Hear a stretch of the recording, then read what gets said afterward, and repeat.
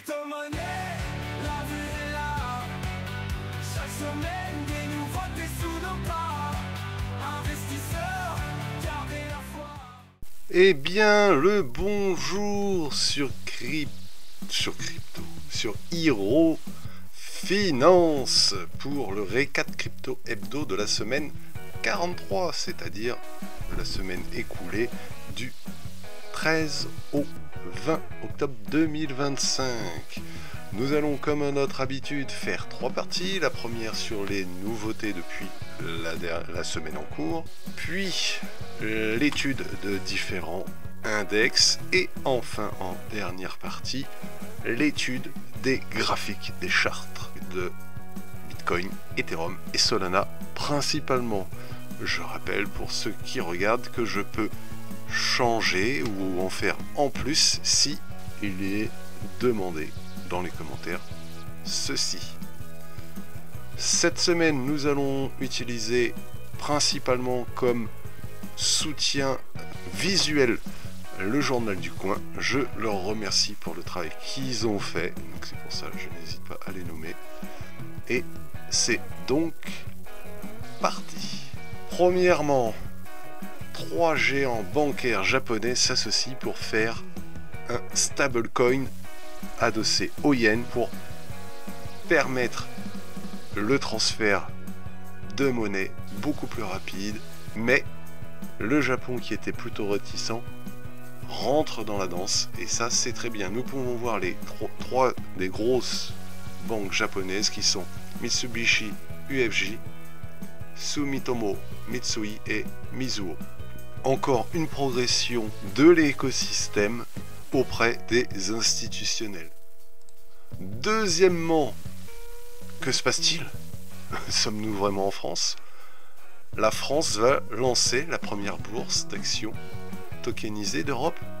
Et ça, c'est pas elle va lancer une parole en l'air. Non, la demande a été faite et acceptée fin de la semaine dernière, le 16 octobre. La licence a été donnée par, en gros, la Banque de France, même si ça s'appelle pas comme ça.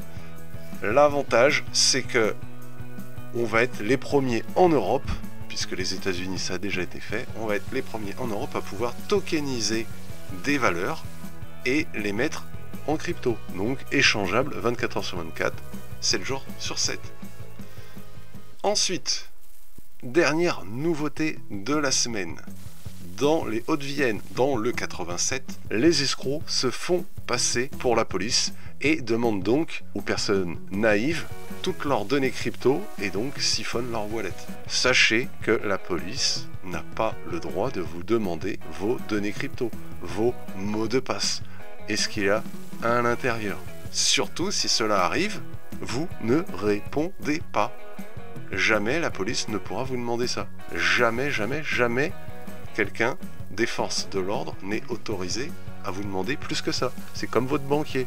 Vous avez beaucoup de prévention qui vous dit votre banquier par téléphone ne vous demandera jamais votre numéro à 4 chiffres, vérifier vos comptes bancaires, ainsi de suite. C'est exactement la même chose. Deuxième partie pour les index. L'altcoin season à 41 par rapport à la semaine dernière. La semaine dernière, nous étions le 13. On était à 51, nous sommes descendus à 41, Bitcoin devient encore plus fort. Je rappelle, à 25, nous sommes en Bitcoin Season, à 75, nous sommes dans l'Altcoin Season. Il y a 2, 3, 4 semaines, un mois, nous commencions à être dans l'Altcoin Season. Les altcoins, je le répète, sont toutes les cryptos, mis à part Bitcoin. Est-ce qu'il y aura une altcoin season comme dans les cycles d'avant, donc le cycle de 2017 et de 2021? Je ne pense pas. Je ne pense pas. À présent, le cycle aurait déjà dû commencer. Il y aura quelques altcoins qui vont performer et surperformer, mais ce ne sera plus comme avant. C'est ma vision des choses, je peux me tromper, mais jusqu'à présent, quand je vois le marché, ça me dit que j'ai plutôt raison. Le Fear and Greed, la peur ou l'avarice. Nous sommes dans la peur. On a varié un petit peu dans la semaine vers les 40, mais on a surtout flirté avec les 30. Crypto bubble non pas en horaire, en journalier. Beaucoup de rouge, c'est-à-dire pour le rouge, des cryptos qui baissent et en vert des cryptos qui augmentent. Principalement du rouge avec le Koai à moins 34, ENA à moins 10, XPL à moins 8, Tao à moins presque 5. À part les trois plus gros, on est dans du moins 5% maximum. À côté de ça, on a un tout petit peu, on a beaucoup moins quand même de vert avec le Floki à plus 17,7, le ZEC à plus 11 et le X à plus 10. Et le reste, on part facilement pareil dans les 5%. Dans la crypto, un mouvement de plus ou moins 5% dans la journée, ce n'est pas grand chose. C'est pour la journée. Néanmoins, le lundi, on sait que le marché crypto réagit de plus en plus par rapport à la TradFi, à la bourse traditionnelle. On va donc voir ce qui s'est passé en hebdomadaire sur une semaine.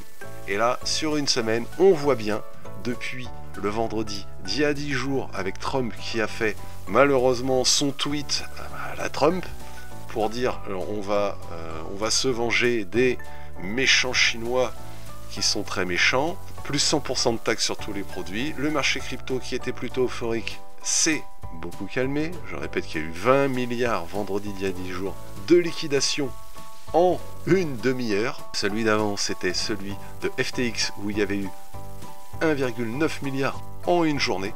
Le marché, là on peut le voir hein, clairement, est dans le rouge. Là, par contre, on peut voir du moins 33, du moins 20, du moins 15, du moins 10. Là, ça devient un peu conséquent. Là, on voit bien que tout ce qui est altcoin season a chuté et n'a pas repris du poil de la bête. Quelques-uns s'en sortent, comme le Tao A plus 4, Pax G, le Pax Gold, donc lui c'est normal puisqu'il est adossé à l'once d'or, et c'est à peu près tout. Nous allons étudier de ce fait le marché avec le total 1 en daily, en journalier, voilà. Nous sommes actuellement à 3690 milliards de capitalisation totale. Le total 1, ce sont le cumul de toutes les cryptos sans aucune exception.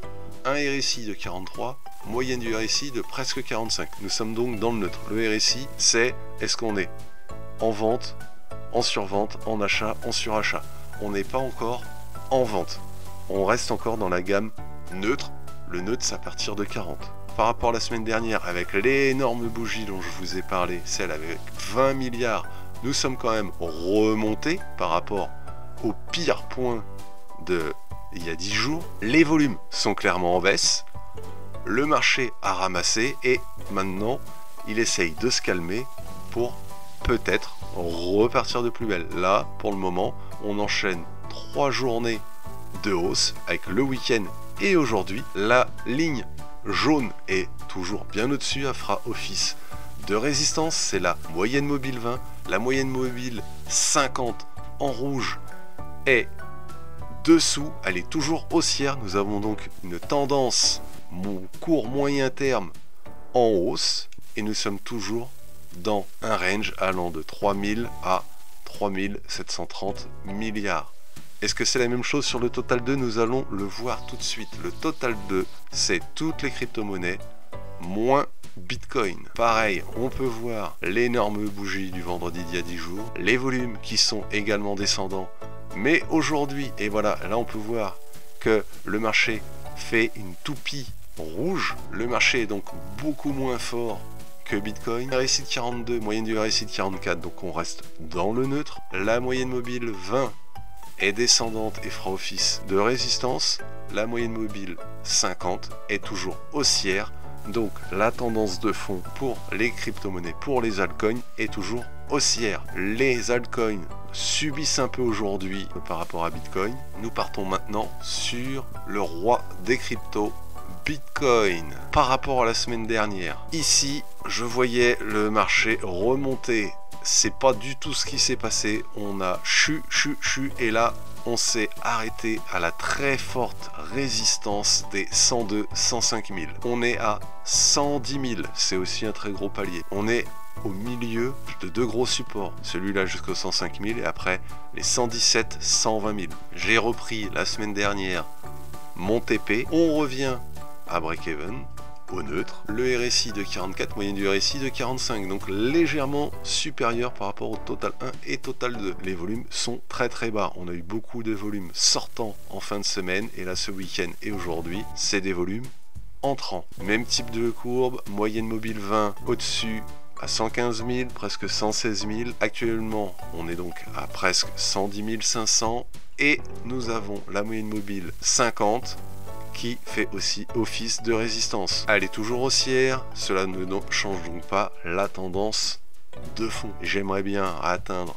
vers les 124 000 où je reprendrai l'intégralité de mon Take Profit, le TP. Concernant Ethereum, la deuxième crypto du marché, la courbe est un peu différente dans le sens où on a bien chuté depuis la semaine dernière, on est remonté. Aujourd'hui par contre on est en volume plutôt baissier, on est à l'heure actuelle ici donc on est plus bas qu'hier. Donc le week-end on est remonté mais le marché n'est pas très optimiste pour ce lundi. Les volumes sont légèrement plus importants que ce week-end pour aujourd'hui, mais clairement on a le même type d'escalier. Nous sommes actuellement à presque 4000 $, c'est déjà pas mal étant donné que au milieu de semaine on était tombé à 3006. RSI de 43, moyenne du RSI de 44. On reste dans le neutre même si on est en tendance négative, on irait vers la vente. On a encore entre guillemets de la marge puisque la moyenne mobile 50 est toujours largement haussière et bien plus basse. On a bien tenu. La prochaine étape serait de retourner vers les 4006. Dernière crypto à étudier pour ce jour. Solana, RSI de 41, moyenne du RSI de 43, un peu plus faible que les deux autres, mais toujours dans le neutre. On a les volumes là, toujours descendants, des escaliers un peu moins marqués. Le Solana est à 187 $ environ. Grosse chute, on a rebondi sur la moyenne mobile 50, on est remonté et là on est sur la résistance des 180. La prochaine est à 250. On a bien chuté, on a atteint même les 173. Solana donc reste au neutre entre guillemets depuis 3 jours. Elle est un petit peu moins forte que Bitcoin et qu'Ether, mais elle reste dans les cryptos forte. Lorsque le shutdown sera terminé, on aura enfin ces nouvelles que nous attendons pour le marché crypto qui est baisse des taux pour relancer la machine. Pour ceux qui se demandent est-ce que on pourrait faire un nouvel ATH, je rappelle que l'ATH était passé à 297 me semble-t-il, presque 300 au mois de décembre de l'année dernière, début en janvier, 295. C'est faisable, mais là il faudra un très gros effort. Par contre les 255, je pense que oui, on peut les réatteindre entre 250 et 260. Nous avons vu les nouveautés crypto, les index et les charts graphiques pour expliquer ce qui s'est passé et ce qui pourrait advenir. Si ceci vous a plu, n'hésitez pas à commenter ou à liker, voire à vous abonner. Je vous dis à la semaine prochaine pour un petit récap crypto hebdo. Et n'oubliez pas que la crypto soit avec vous.